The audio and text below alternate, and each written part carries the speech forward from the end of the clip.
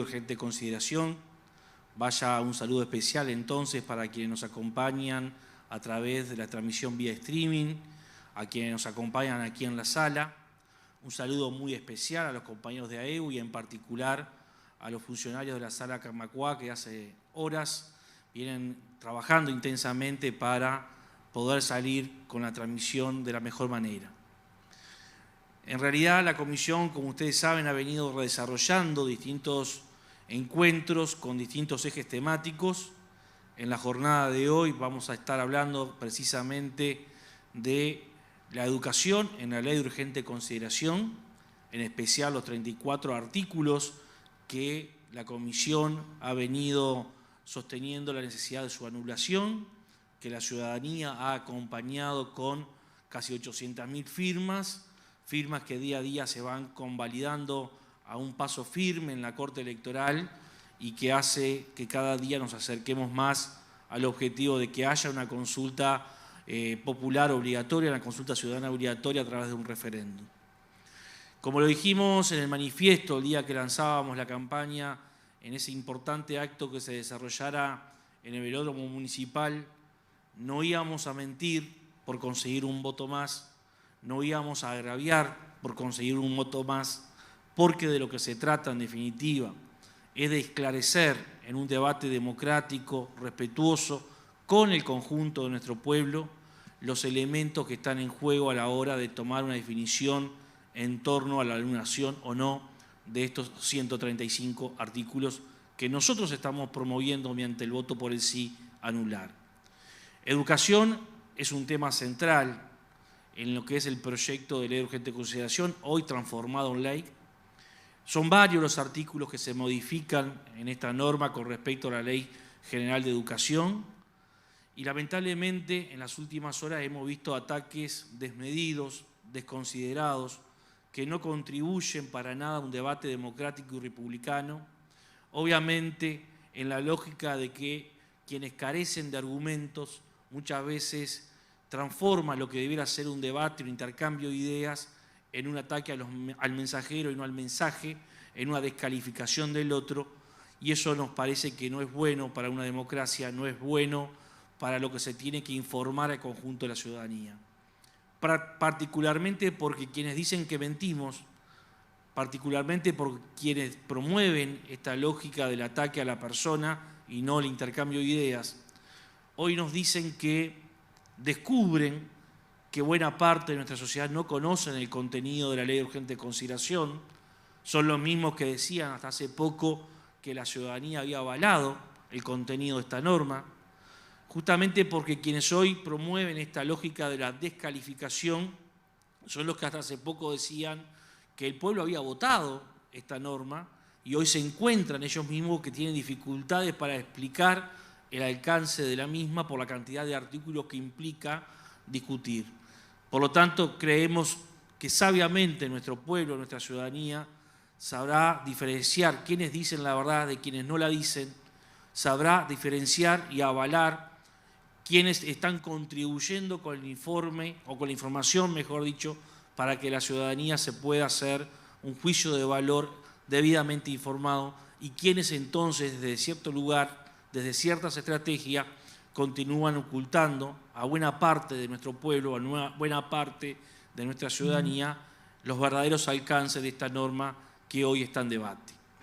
Dicho esto, vamos a adoptar una dinámica de trabajo acompañados en la jornada de hoy con dos prestigiosos académicos que además desarrollan su labor para orgullo de nuestro pueblo, de nuestra Universidad de la República, y que han tenido un recorrido más que interesante desde el punto de vista de la docencia, de la investigación, de la extensión, que van a poder aportar algunos elementos que van a arrojar luz sobre el contenido global del proyecto que está contenido en los 34 artículos, porque como lo que hemos dicho, aquí no se trata de recitar uno a uno los artículos que se promueve anular, sino analizar, dar conceptos, elementos que permitan analizar la globalidad del tema.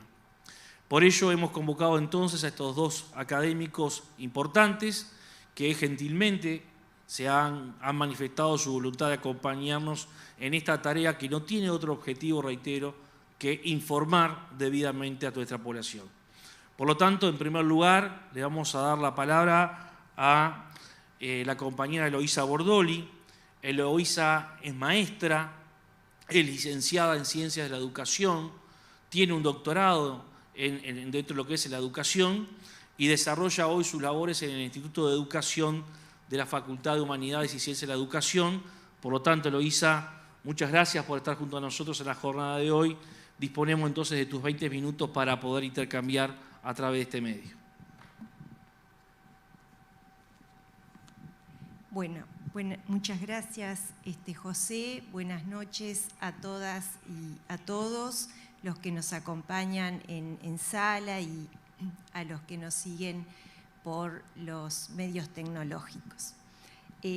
Para mí es un gran gusto poder estar en esta instancia, invitada por la Federación Nacional de Profesores, de la CESEU, del PIT-CNT, compartiendo algunos elementos analíticos y reflexivos en torno a la sección tercera referida a educación que la Ley 18.889, la Ley de Urgente Consideración, la LUC, consigna. En la exposición me gustaría, en esta clave que mencionaba José, una clave analítica y reflexiva, con el objetivo y el afán de contribuir a la comprensión y al debate público de estos temas, desarrollar dos movimientos. Un primer movimiento, digamos, que va a ser un repaso para lo que todos conocemos de algunas características históricas de nuestro sistema educativo, en particular de nuestro sistema educativo público, y en un segundo momento analizar 8 puntos vinculados a los cambios que introduce la Ley de Urgente Consideración. Entonces, con relación a la caracterización, digamos, de la educación uruguaya, como todos nosotros sabemos, como toda la ciudadanía sabe, se ha configurado en torno a los principios barelianos de laicidad, gratuidad y obligatoriedad. El sistema educativo del Uruguay se ha estructurado y desarrollado en función de 4 rasgos organizativos particulares y que son importantes retomar. En primer lugar, una clara hegemonía estatal y una clara diferenciación de educación pública de educación privada. Un segundo elemento constitutivo, históricamente arraizado en nuestro sistema educativo, tiene que ver con la autonomía.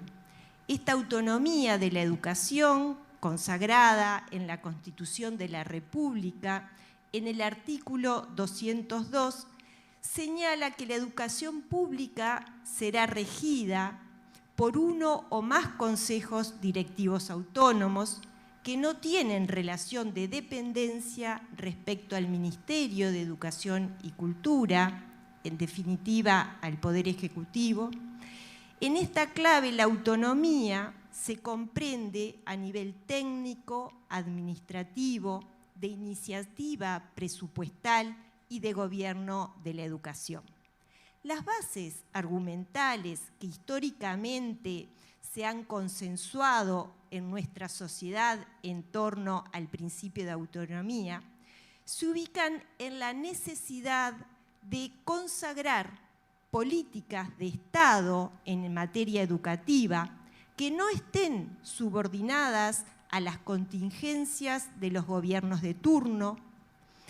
En segundo lugar, al valor que la educación tiene como vector de cambio, construcción del sujeto, construcción de la República.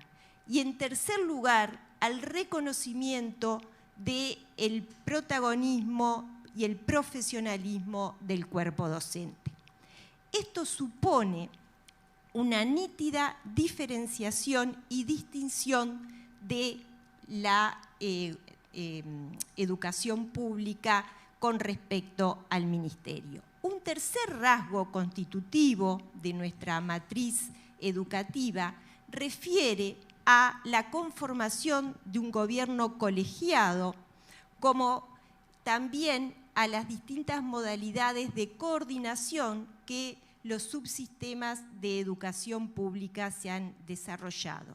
Y una cuarta característica refiere a la centralización funcional del sistema.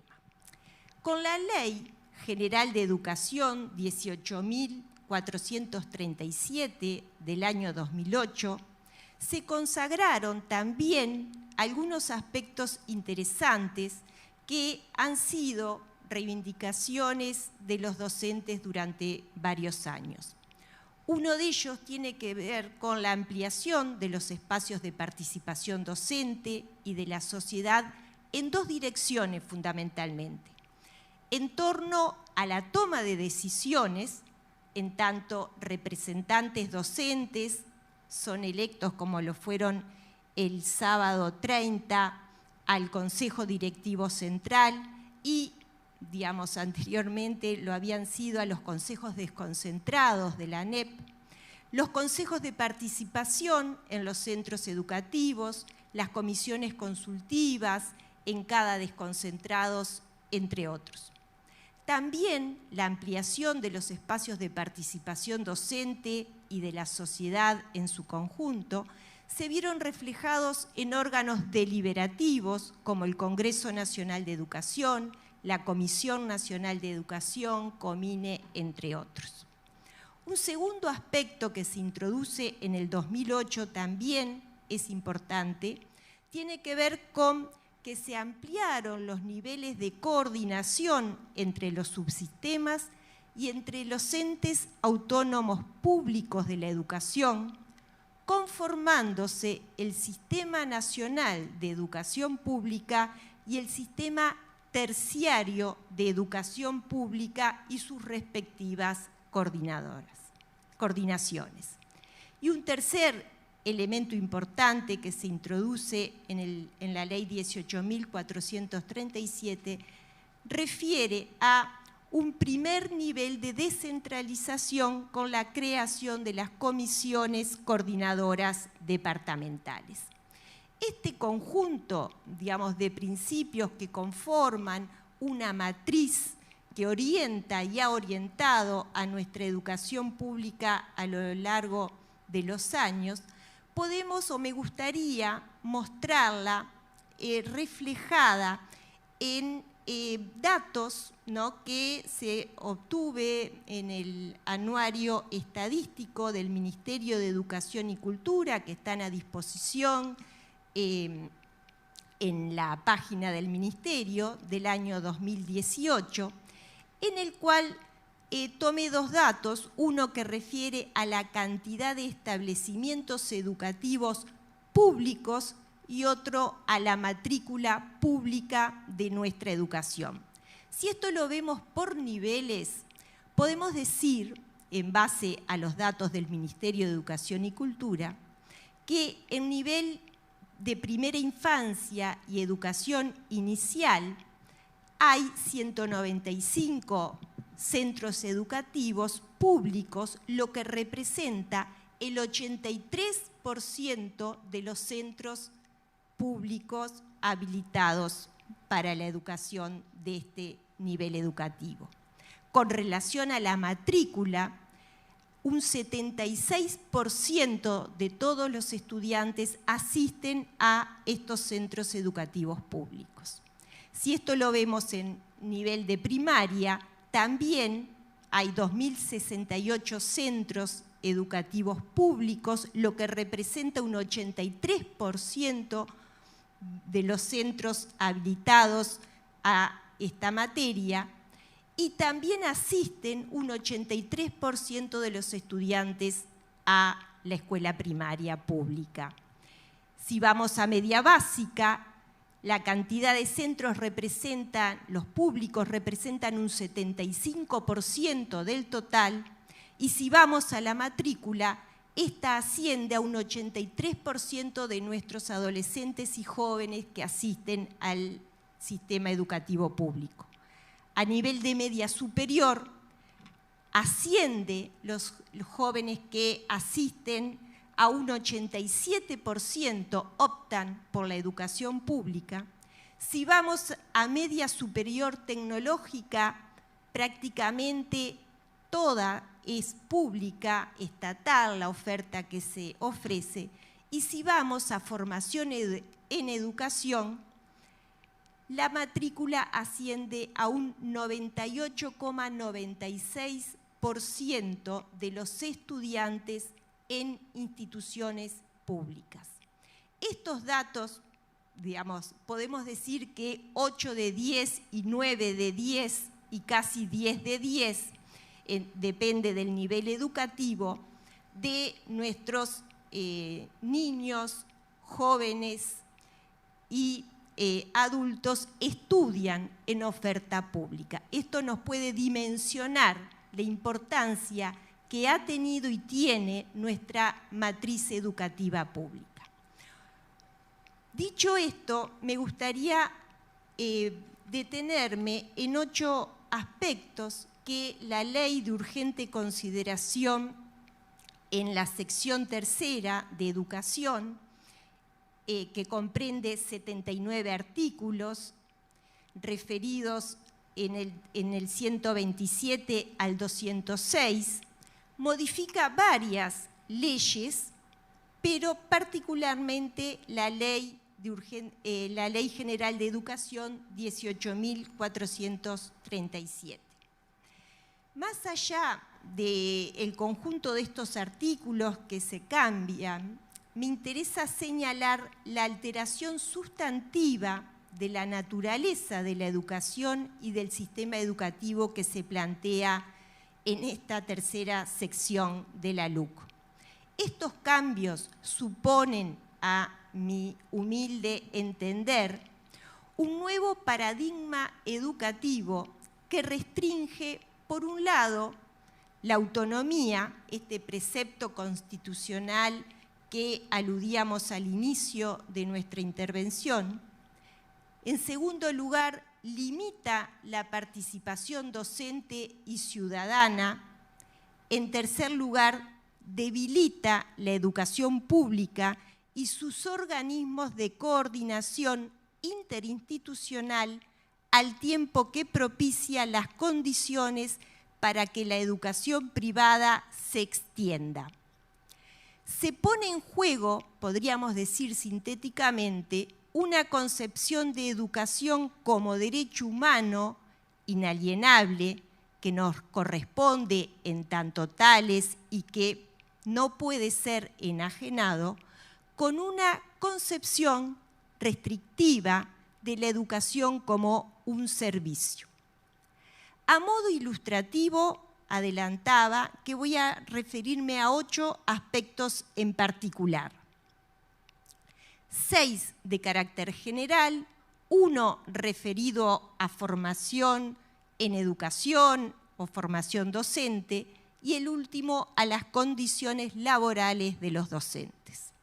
En primer lugar, en la LUC se reduce el concepto de educación y se altera su naturaleza.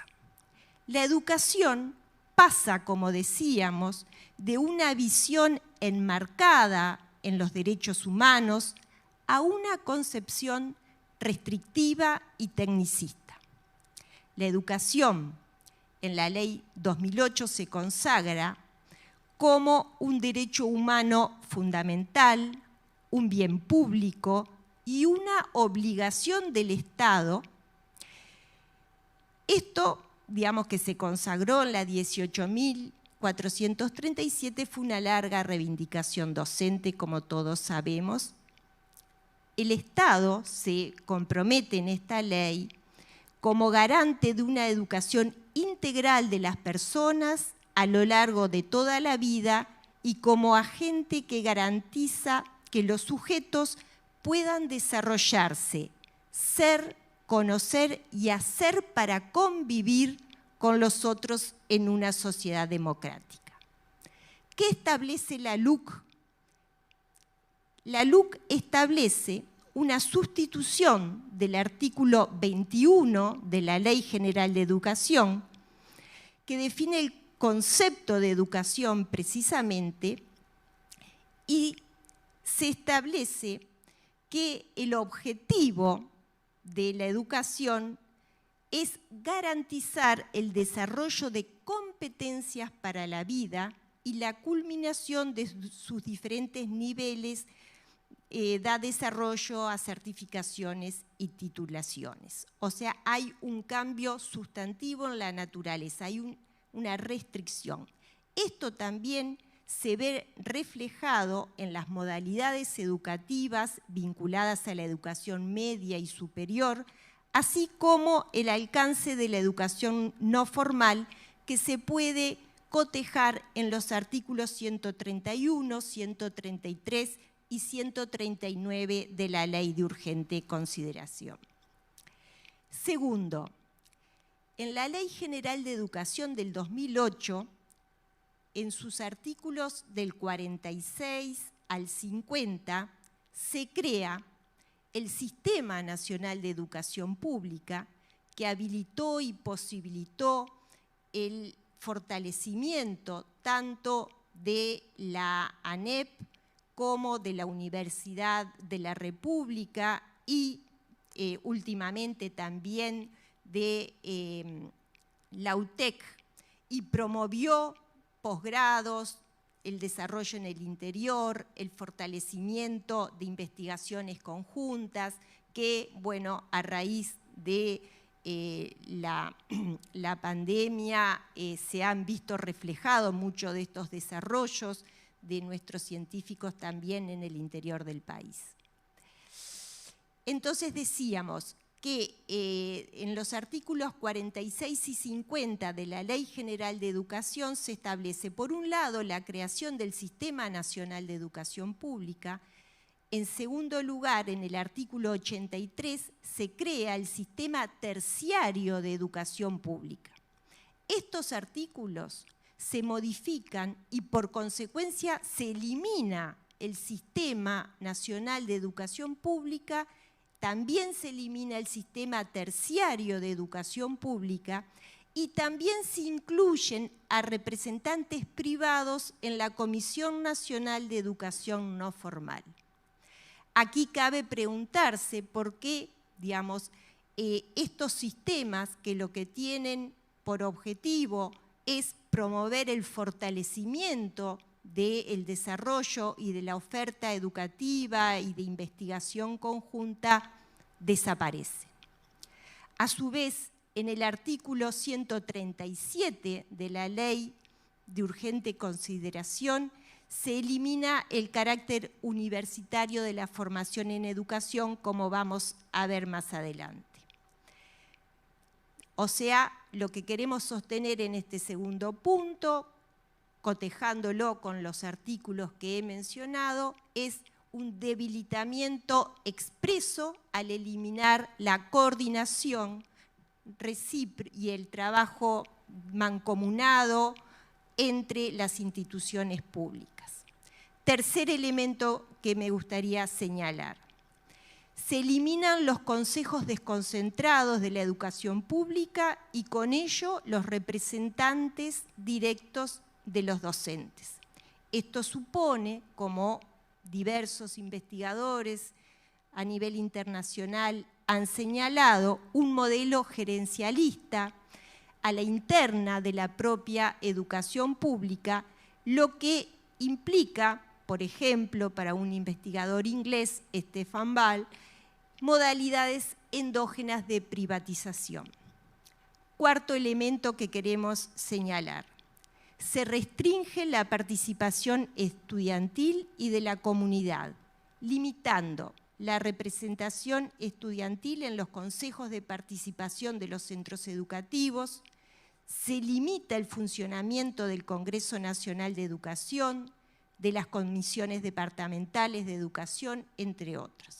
Estos cambios los podemos observar en los artículos 142, 143, 144, 148, 151, 152, 155, 156 y 157 de la Ley de Urgente Consideración. Quinto elemento que quería señalar. La LUC asigna un nuevo rol al Ministerio de Educación y Cultura, debilitando la autonomía de los entes de la educación pública. Esto ha quedado de manifiesto en el Plan de Política Educativa Nacional que el MEC presentó este año al Parlamento. Sexto punto que quería señalar. En la LUC se elimina la prohibición de suscribir acuerdos con organismos nacionales o internacionales que alienten la mercantilización educativa. Esto estaba expresamente consagrado en el artículo 14 de la Ley General de Educación del 2008, que es modificado por el artículo 129 de la Ley de Urgente Consideración. Séptimo punto. El artículo 170 de la Ley de Urgente Consideración sustituye el artículo 84 de la Ley de Urgente Consideración, que establecía la creación del IUDE o el Instituto Universitario de Educación, que posteriormente con los mensajes de iniciativa en el Parlamento se conocieron como Universidad de la Educación. Este Instituto Universitario de Educación debería funcionar en el marco del Sistema Nacional de Educación Pública, también eliminado, e indicaba también la Ley General de Educación, las actividades de esta nueva institucionalidad en tanto universitaria, no solo de enseñanza o formación de los futuros docentes de nuestro país, sino también tareas de investigación y extensión universitaria, tareas que configuran, ¿verdad? Este triedro, enseñanza, investigación y extensión, configuran la razón de ser de las universidades. La LUC, en el artículo 170, elimina la constitución de una universidad de educación, como decíamos. Los artículos 85 y 86, que estaban en la Ley General de Educación, se modifican en tanto se establecía la estructura y el funcionamiento de este Instituto Universitario de Educación. A cambio, el artículo 171 de la LUC, que sustituye al artículo 85 de la Ley General de Educación, establece la creación de un programa nacional de fortalecimiento en educación dependiente del Ministerio de Educación y Cultura, otro debilitamiento de la autonomía de la educación, que tendrá 4 cometidos particulares: promoción y apoyo del desarrollo de programas universitarios de formación en educación; B, la creación de un sistema nacional de becas que sigan programas universitarios; C, el desarrollo de un sistema de evaluación docente; y D, el apoyo al Consejo de Formación y Educación en sus esfuerzos por mejorar la calidad educativa. Eso se establece en la LUC. Con respecto al punto B de este artículo, al inciso B de este artículo, que refiere al Sistema Nacional de Becas y a los cambios señalados en el artículo 175, me gustaría señalar, en primer lugar, que si hoy se aplica este artículo, está dirigido al 1,03% de los estudiantes de formación en educación que asistan a alguna universidad privada. Porque, como decía precedentemente, casi el 90% de la matrícula de formación en educación es pública, terciaria, no universitaria en el día de hoy.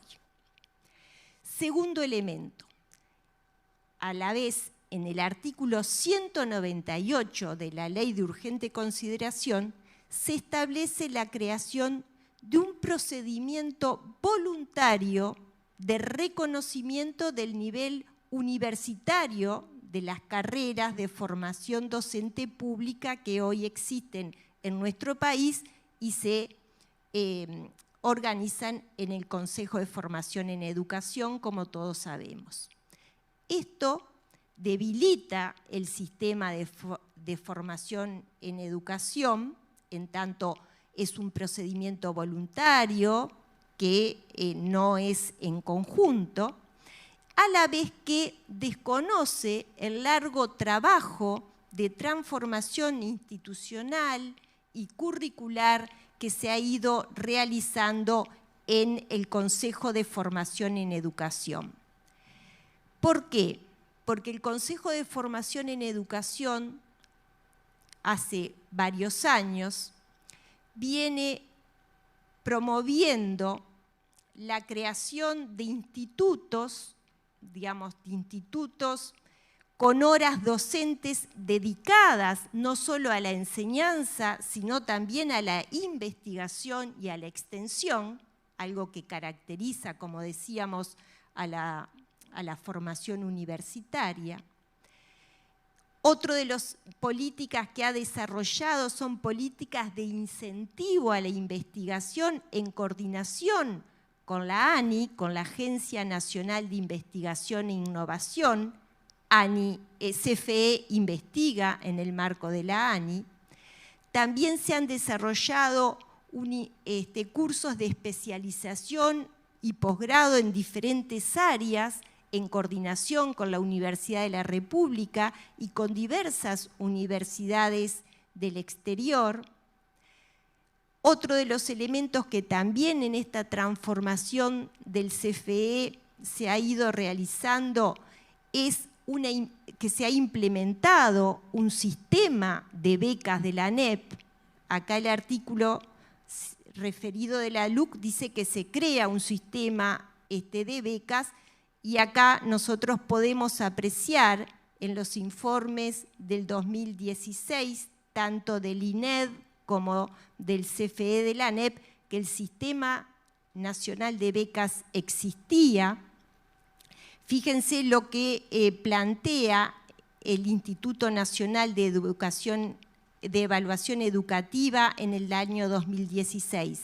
La ANEP ha generado mecanismos de incentivo como los programas de becas para sostener los estudios y la modalidad de cursado semipresencial que apuntan a estudiantes que trabajan o no pueden trasladarse por razones geográficas. En uno de los datos estadísticos de ANEP-CFE 2016 se plantea que la propia ANEP en ese año ha otorgado 2.345 becas a estudiantes de formación en educación, más las becas que el Ministerio de Educación y Cultura, Julio Castro, en ese momento hacía para los estudiantes de magisterio. El octavo punto al que me quería referir. Se habilita el cambio de estatuto docente y las condiciones laborales de los docentes y que va a restringir las garantías y derechos. ¿Por qué planteamos esto? Se promueve un nuevo estatuto docente.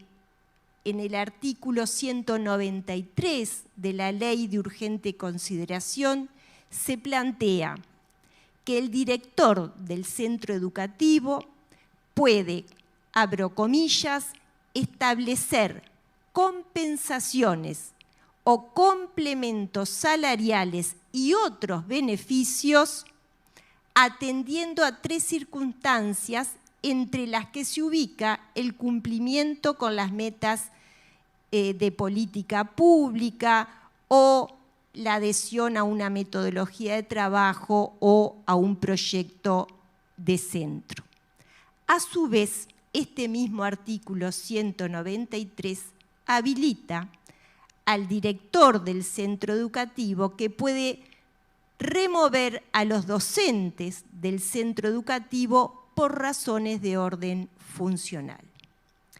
Estos 8 elementos que fuimos planteando, 6 de carácter general, que afectan a la naturaleza del concepto mismo de educación y afecta al sistema nacional de educación pública y al sistema de educación pública terciario, en tanto se elimina y por lo tanto hay un debilitamiento clarísimo de la educación pública, son lo que referimos a la formación en educación y lo que referimos a las condiciones laborales de los docentes con la promoción de estas nuevas reglas de juego, este nuevo estatuto, son tan solo algunos de los ejes, pero creemos que son medulares, por los cuales afirmamos que los cambios que la LUC establece en materia educativa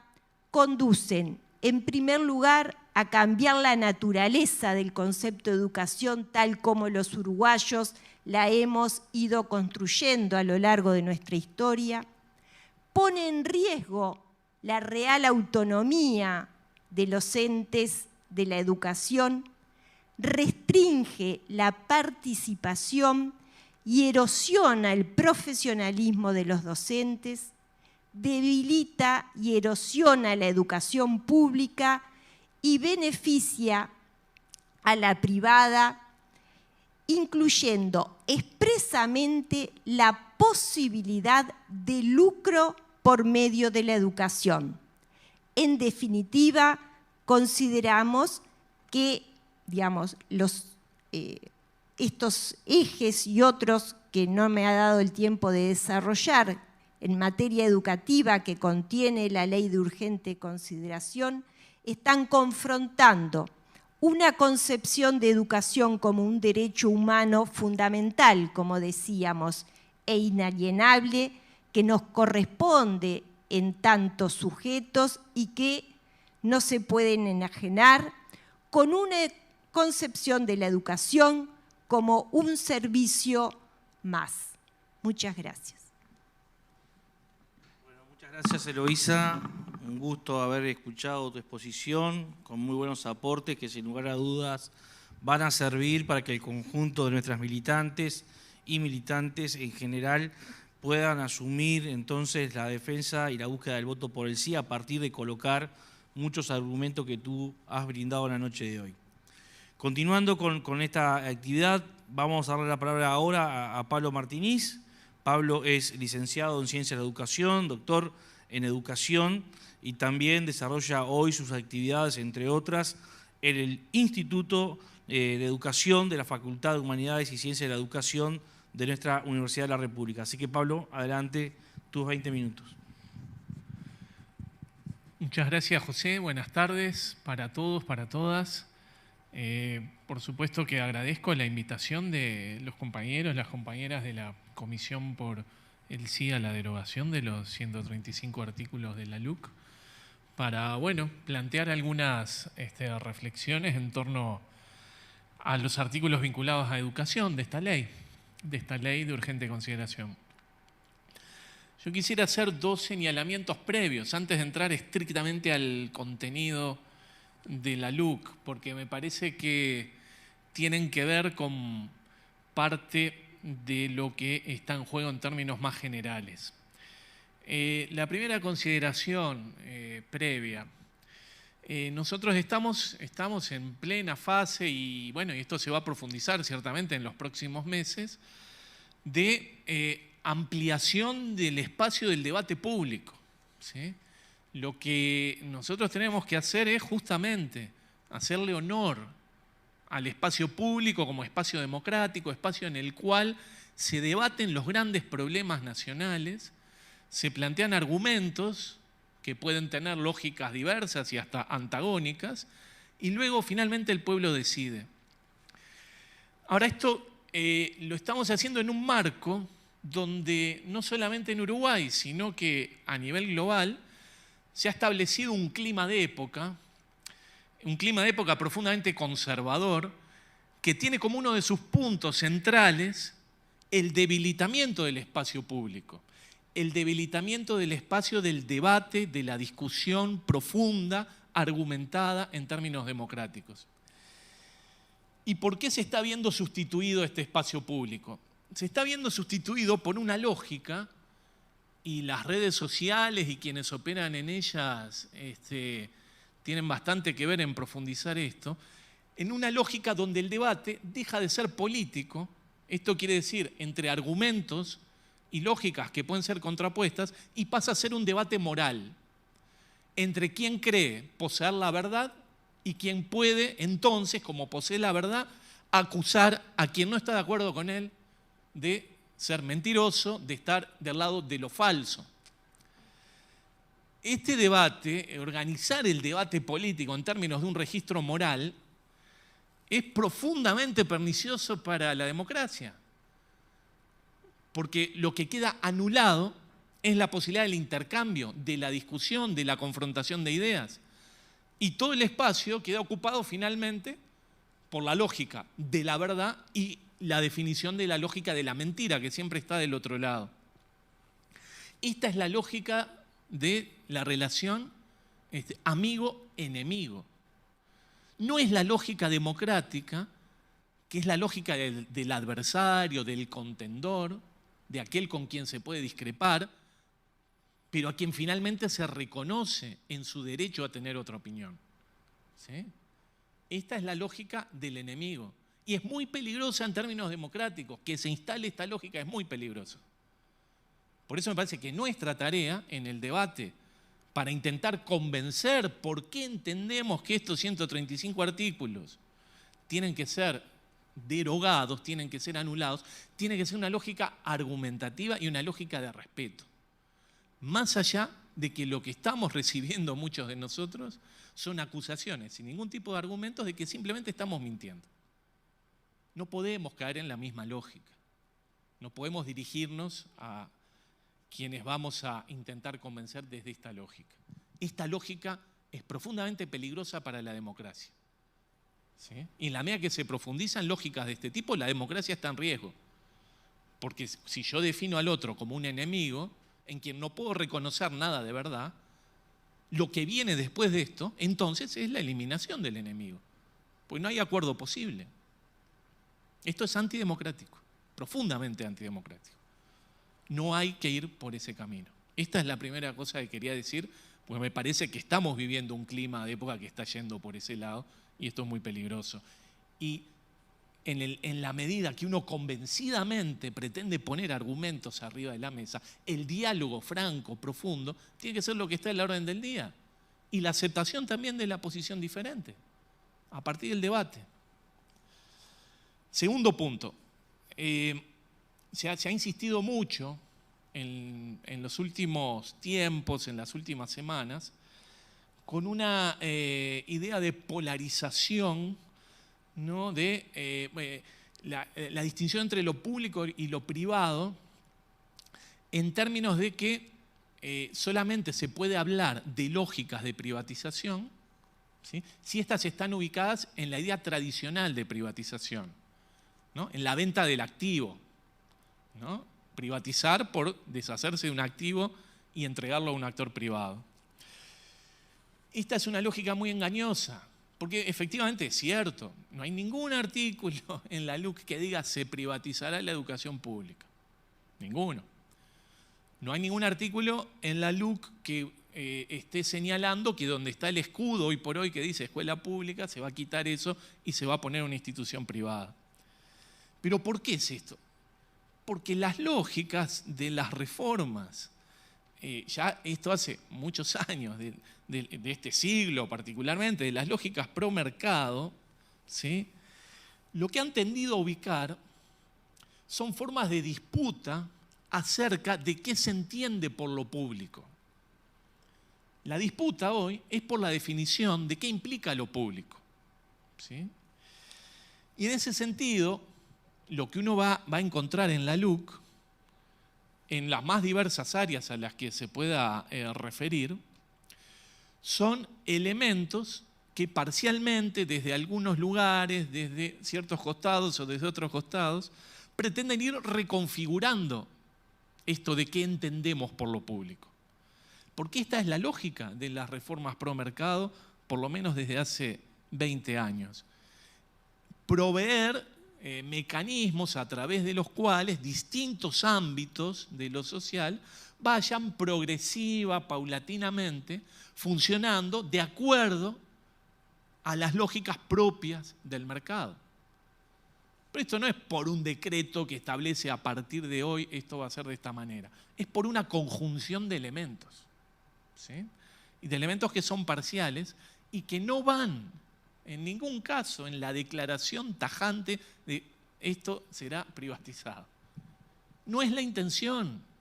El movimiento tiene que ver con introducir lógicas propias de los ámbitos mercantiles en la educación pública. Asemejar cada vez más las formas de organización, de planificación, de evaluación, de asignación de recursos, de gobierno de la educación pública a los mecanismos propios del mercado. Pero va a seguir siendo educación pública. Este es un punto que es muy importante entender, porque lo que se está disputando es el sentido de lo público, ¿sí? En este sentido, valga la redundancia, o sea, lo que se busca o lo que se genera en este tipo de reformas son ambientes sensibles a una progresiva construcción de lo público en términos de lógicas privadas. Este es el punto.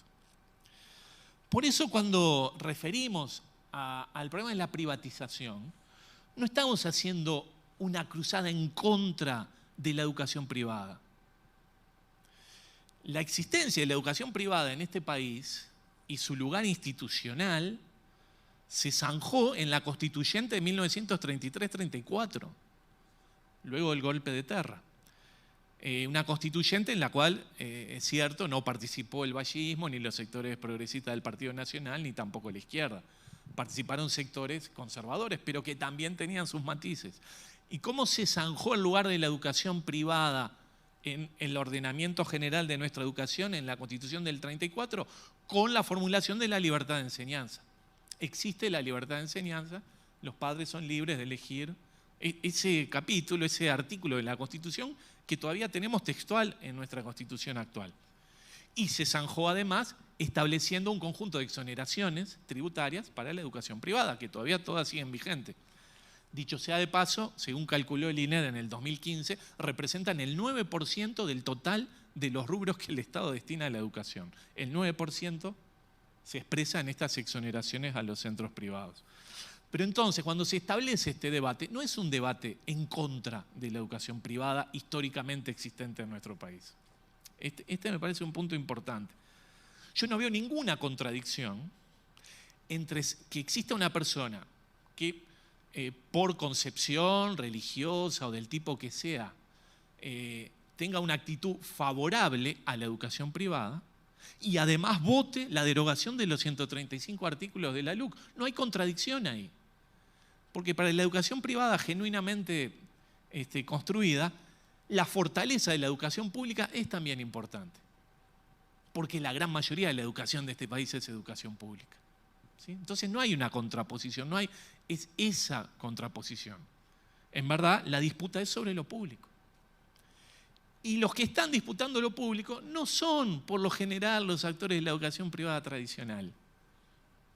No lo son otros actores, con otras lógicas. Vamos a ir un poco por ese lado.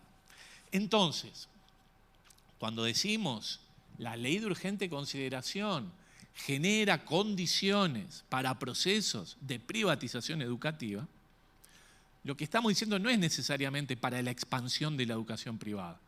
Lo que estamos diciendo es para la introducción de lógicas privadas dentro de la educación pública, ¿sí? Fundamentalmente, ¿sí? Entonces, yo como en verdad dicen que uno miente si uno dice esto, no encontré mejor forma de tratar de explicarme que decir, bueno, a ver, ¿qué artículos de la LUC van en el sentido de promover estos procesos? Y bueno, hay 10 artículos. ¿Sí? Y yo me voy a detener exclusivamente en esto, porque me parece importante, hay que debatir sobre esto. Sobre esto es lo que hay que debatir, no sobre la descalificación. Entonces, voy en los 10 minutos más o menos que me quedan a decir esto. Artículo 127. La Ley General de Educación es el artículo que refiere a la obligatoriedad, ¿no? Y el artículo decía en su versión de la Ley 18.437 original que los padres, madres o responsables tendrán la obligación de inscribir a sus hijos en un centro educativo. ¿Sí? Esto se elimina, esto de la obligación de inscribirlos en un centro educativo, y se dice simplemente que estos adultos tienen el deber de contribuir al cumplimiento de esta obligación, de la obligación de la educación. ¿Sí? Y se cita para esto el artículo 70 de la Constitución, porque parte del argumento para eliminar lo de la obligatoriedad de inscribir en un centro educativo fue la referencia del artículo 70. Pues se decía, bueno, la Constitución no dice que hay que inscribir en un centro educativo, dice que es obligatoria la educación. Y la LUC remite al inciso primero del artículo 70 de la Constitución, que efectivamente es el que señala la obligatoriedad. ¿Sí? Pues el artículo 70 tiene un inciso tercero, que dice que la ley proveerá lo necesario para la efectividad de estas disposiciones. Entonces tiene que proveer la ley lo necesario. Yo puedo entender que lo necesario es que los estudiantes asistan a un centro educativo. ¿Por qué puedo entender esto? Porque es la solución más democrática. La asistencia a un centro educativo donde me puedo encontrar con otros que pueden ser diferentes. Ahora, ¿qué espacio deja abierto este artículo? Al eliminar la obligatoriedad de inscribirse en un centro educativo. Modalidades educativas por fuera de los centros educativos. Y yo no miento si digo esto. Esto es lo que dice el artículo. O sea, el artículo eliminó la obligatoriedad. Y tampoco miento si digo que a nivel internacional el movimiento, valga la redundancia, de la educación en el hogar, del homeschooling, de la educación domiciliar, como le dicen en Brasil, es un movimiento en auge. Y que hay una gran industria detrás de la educación en el domicilio, o la educación en el hogar o el homeschooling. Una industria millonaria. En la comparecencia al Parlamento, cuando se discutió la LUC, el ministro dijo que no era la intención de este gobierno ir por ese camino. Y yo le creo, yo no voy a dudar en absoluto de la probidad del ministro y de la sinceridad de sus palabras. El problema es que una vez que uno establece una disposición legal, esta luego no depende exclusivamente de la voluntad de ciertos jerarcas de turno. La posibilidad queda abierta. En este país existe un movimiento a favor de la educación en el hogar. Existe. Y este artículo le da espacio para su crecimiento y su desarrollo. Esto implica llevar la educación al ámbito privado de la familia, lo cual tiene una afectación democrática muy importante, ¿sí? Porque quita el centro de la posibilidad del encuentro con otros en un centro educativo y ubica esa responsabilidad en la familia, en el ámbito privado de la familia. Entonces, ¿miento yo si digo que este es un artículo que puede promover formas de privatización? Me parece que no. Discutamos luego sobre esto. ¿Es bueno esto? ¿Es malo? Ah, perfecto, gran debate. Yo creo que es malo, pero discutamos. Pero hay que ir a esto, es lo que hay que discutir. Artículo 129. Ya lo mencionaba también Eloísa, ¿no? El artículo 129 es el que tiene que ver con la privatización o mercantilización, ¿no? Y entonces decía el artículo, ¿no?, que no se podrán suscribir acuerdos o tratados, el Estado no podrá, con estados u organismos internacionales que directa o indirectamente signifiquen considerar a la educación como un servicio lucrativo o alentar su mercantilización. Esto fue sustituido por que no podrá hacer acuerdos con instancias que reduzcan la educación a la condición de servicio lucrativo. ¿Sí? O sea, se le baja varios cambios. Primero se elimina el concepto de mercantilización y luego, en vez de decir directa o indirectamente, que es una formulación mucho más amplia, se dice simplemente reduzcan la educación a la condición de servicio lucrativo. Esto también fue discutido en la comisión parlamentaria, ¿sí? En la comparecencia del ministro y las autoridades de la ANEP, ¿sí? Y el ministro decía en ese momento, todos estamos de acuerdo aquí con que la educación no debe ser vista como un servicio lucrativo. Y todos estamos de acuerdo con que la mercantilización o el reducir la educación a un servicio mercantilizable, en los mismos términos en los que pueden ser mercantilizables otros servicios, está mal. Lo dice el ministro, está mal, yo estoy de acuerdo. Ahora dice, bueno, precisamos un ajuste en este artículo, ¿sí?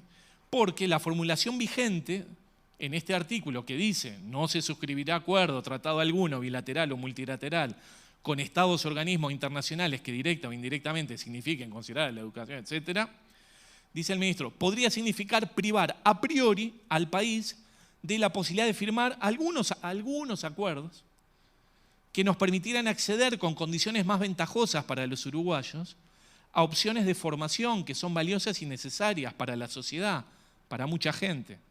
Y pone como ejemplo la formación en informática, ¿sí? Entonces dice el ministro, el problema es que esto podría significar privarnos de la posibilidad de algunos acuerdos muy puntuales y específicos que pueden llegar a ser necesarios. Nuevamente, yo confío absolutamente en la palabra del ministro. Ahora, lo que el artículo deja abierto, lo deja abierto, más allá de la voluntad del ministro. Dicho sea de paso, hoy podemos haber visto todos en la prensa, en el Parlamento, el diputado Echeverría presenta un proyecto de ley de marco normativo para el desarrollo de la enseñanza universitaria de instituciones extranjeras en el Uruguay. Que es mucho, por supuesto que va mucho más allá de la cuestión de la informática, referida en la comparecencia parlamentaria. Entonces, si yo digo, se tiende a un marco normativo que favorece la instalación de universidades extranjeras en el país, ablandando los requerimientos que para esto son necesarios, por eso el proyecto de ley, y a la vez digo que el presupuesto de la universidad pública ha sido retaseado en términos históricos, yo estoy faltando a la verdad si digo que uno aquí lo que ve es una tendencia a favorecer cuestiones que tienen que ver con privatización, en este caso en la educación superior. Me dirán que eso es muy bueno, discutámoslo, no lo creo. Pero es otro debate. Esto está abierto. La ley lo deja abierto. No, lamento decirlo, pero lo deja abierto. El 156 sustituye los consejos de enseñanza por direcciones generales. O sea, sustituye un ámbito colectivo donde además estaban representados los docentes, o sea, estaba la sociedad civil también allí representada, por una dirección general, ¿sí? Entonces, miento yo si digo que esto asemeja al funcionamiento de estas direcciones generales a un modelo gerencial, donde se elimina la deliberación colectiva y todas las decisiones pasan a estar centradas en una persona. En algún momento, además, hasta se había manejado la denominación de gerencias generales, no direcciones. Luego quedó direcciones generales. Entonces, esto, digamos, está planteado así. Me podrán decir, es mucho mejor y vale la pena que se tome ese modelo. Ah, macanudo, discutámoslo. Pero no creo estar mintiendo si yo señalo esto. El 171 crea un sistema nacional de becas, lo planteó Eloísa hoy, que hoy por hoy solamente estarían dirigidas esas becas a los estudiantes que cursan formación en educación en universidades, o sea, en el ámbito privado. Entonces, ¿falto a la verdad si yo digo que hoy por hoy ese artículo exclusivamente direcciona recursos públicos hacia ámbitos privados? ¿Falto a la verdad yo si digo que el mecanismo a través del cual, ahora lo vamos a ver en el 198, se instala la competencia entre los centros de formación docente públicos para acceder al carácter universitario y, por tanto, para acceder a estos recursos, ¿sí? Miento yo si digo que se instala un sistema de competencia y que se instala un estímulo a través del financiamiento para lograr determinados movimientos en las instituciones. Miento yo si digo que se estimula a través del financiamiento y es lo que se está haciendo, pues si no, no llegas a las becas. ¿Es esto bueno? Ah, discutámoslo. Pues es una gran discusión. Pero es un hecho que está planteado de esta manera. El artículo 172, comisiones coordinadoras departamentales de educación. Establece en estas comisiones coordinadoras la integración de actores pertenecientes a la educación básica y a la educación universitaria privada en todos los territorios. Esto es lo que dice el artículo. El 184 elimina la Comisión Coordinadora del Sistema Nacional de Educación Pública, ¿no? Y establece una Comisión Coordinadora de la Educación. El 185 establece que hay representaciones allí de las instituciones universitarias privadas y también de las de primaria y media. Pero fíjense ustedes las competencias que el 186 le da a esta comisión. Algunas. Coordinar, concertar y emitir opinión sobre las políticas educativas. Promover la planificación de la acción educativa. Informar a la ciudadanía sobre el grado del cumplimiento del Plan Nacional de Educación. Informar a la ciudadanía sobre el grado de cumplimiento del Plan Nacional de Educación es una obligación del Estado, no de actores privados. Y las otras, planificar, bueno, yo estoy exhibiendo lo que dicen los artículos. Podemos decir, mejor que sea así, macanudo, discutámoslo. Y el 193, quedan dos, el 193 y el 198. El 193 es un artículo para mí muy, muy importante, porque es el que sostiene fuertemente esta intención de organizar la educación pública en términos de formas de desarrollo, de gestión propias del ámbito mercantil. ¿Qué dice el artículo 193? Dice que en el estatuto docente podrán haber regímenes especiales. ¿Sí? Se podrán generar regímenes especiales. Quiere decir, algunos regímenes con diferencias al estatuto establecido, que podrán aplicarse en algunos centros educativos públicos, en un subconjunto o en algunos nuevos que se creen. Todos los funcionarios, docentes y no docentes de ese centro estarán adscritos a ese régimen especial. ¿Sí? Y entonces se definen dos elementos en ese régimen especial que, bueno, vamos a ver si no tienen que ver con la introducción de elementos de una lógica mercantil en la educación pública. Por un lado, establecer compensaciones o complementos salariales y otros beneficios atendiendo a circunstancias como la ubicación geográfica del lugar de trabajo, el contexto sociocultural en que funciona el establecimiento o el cumplimiento de metas de política pública definidas en cada caso. O sea, podríamos establecer compensaciones salariales para algunos docentes en función, o en algunos centros, no se sabe cómo se organizaría, del logro de determinadas metas. Esto, por supuesto, que quiebra un principio básico y fundamental de la organización del Estado, que es que si uno cumple una misma función, debería tener una misma remuneración. Entonces, miento yo si digo que introducir criterios de este tipo que asignan compensaciones salariales en función de la productividad del docente en cuanto al cumplimiento de ciertas metas, introduce lógicas mercantiles en la educación pública. Me podrán decir, me parece bárbaro, eso hay que hacerlo. Macanudo, discutámoslo. Yo creo que no. Pero no me pueden decir que es una mentira que esto está planteado. Está aquí planteado. Y el Consejo Directivo Central podrá disponer condiciones de orden funcional, como el compromiso con una metodología de trabajo o un proyecto de centro, para acceder o permanecer en el lugar del trabajo. Y podrá delegar estas atribuciones a los directores de los centros. Entonces, si yo le doy al director de un centro educativo público la potestad, en función de un proyecto particular, que habría que ver cómo se elabora, de definir la contratación o el despido de un docente, yo estoy faltando a la verdad si digo que esta es una forma de funcionamiento que se asimila a la forma de funcionamiento propia en un mercado, en una lógica de relación de carácter privado.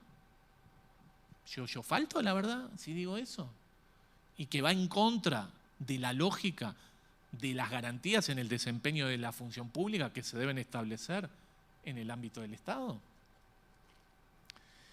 Y además dice que esto se haría para mejorar la igualdad de oportunidades y la calidad de la educación. Por lo cual, lo que se está diciendo es introducir formas de gestión privada en la educación pública mejora la igualdad de oportunidades y la calidad de la educación. Es toda una declaración a favor de. Podemos discutirla, por supuesto, y respeto plenamente a quien esté convencido de que esto debe hacerse así. Pero no me digan que yo estoy inventando esto. Nosotros pensábamos hacía tiempo que una vez que se inauguraron los centros María Spínola, que justamente los centros María Spínola eran de algún modo el lugar en el cual esta idea de un estatuto paralelo se iba a poder poner en funcionamiento, ¿no? Separarlos de la estructura del sistema para organizarlos según una lógica que está más cercana a la lógica del mercado. Era una suposición. Ha circulado en estos días por Twitter un breve discurso en defensa de la LUC de la senadora Carmen Sanguinetti, que respeto absolutamente y me parece que es una persona muy comprometida con sus ideas y muy clara en la transmisión de sus ideas y muy respetuosa. Tengo, por supuesto, pleno respeto. Y ella decía justamente, no hay que anular la LUC, porque si anulamos la LUC, no se va a poder seguir con los centros María Spínola. En verdad, los centros María Spínola hoy existen y ningún artículo de la LUC ha sido aplicado en ellos. Quizás lo que la senadora quiso plantear es que lo que se va a hacer en el futuro es utilizar este artículo para generar un estatuto paralelo en los centros María Spínola, que era algo que uno podía suponer, pero bueno, ahora hay más elementos para pensar que hay una relación entre la LUC, los centros María Spínola y la introducción de lógicas privadas en la educación pública. Y el último, el 198, que es el procedimiento voluntario de reconocimiento del nivel universitario de las instituciones de formación en educación. Ya lo decía recién, este procedimiento instala una forma de reconocimiento del nivel, no de conformación de una universidad, sino de reconocer el nivel universitario, que va por carrera, ¿sí? Y en todo caso por centro y por región. Entonces, se desarma la idea de una universidad pública integrada en todo el país de formación en educación. No creo yo que sea faltar a la verdad si uno dice que esta fragmentación del sistema terciario público de formación en educación y esta puesta en competencia de los centros por acceder a ese reconocimiento del carácter universitario y además por acceder a las becas del 171, no creo yo que sea forzar el argumento decir aquí estamos frente a una lógica de organización de la educación superior, terciaria, en términos de mercado. Y si además uno va a ver el decreto reglamentario del artículo 198, en el cual se establece un sistema para estudiar las propuestas, las solicitudes de reconocimiento universitario de los centros educativos públicos terciarios, en el cual se establece que el sistema que se va a aplicar para evaluarlas es el mismo que se aplica para las universidades privadas, bueno, yo exagero si digo, bueno, es una serie de elementos que van en este mismo sentido de introducción de lógicas privadas en la educación pública. A mí me parece que no. Y estoy absolutamente dispuesto a reconocer cualquier otra posición en contrario. Y por supuesto a reconocer la legitimidad de otras posiciones. Porque de eso se trata el debate democrático. Reconocer la dignidad y la posición del otro. Luego discutamos. Ahora, discutamos sobre el fondo. Hay que discutir sobre el fondo de la cuestión. No sobre una cortina de humo genérica que además descalifica al interlocutor y lo pone en un lugar de mentira y lo expone al escarnio público. Porque luego de una acusación de un actor político, mediático, hacia otra persona con respecto a que está mintiendo, por supuesto que luego llega toda una catarata, ¿no? Quienes estamos en las redes sociales lo sabemos, una catarata de descalificaciones e insultos, peligrosamente promovidos desde el propio ámbito de representación política.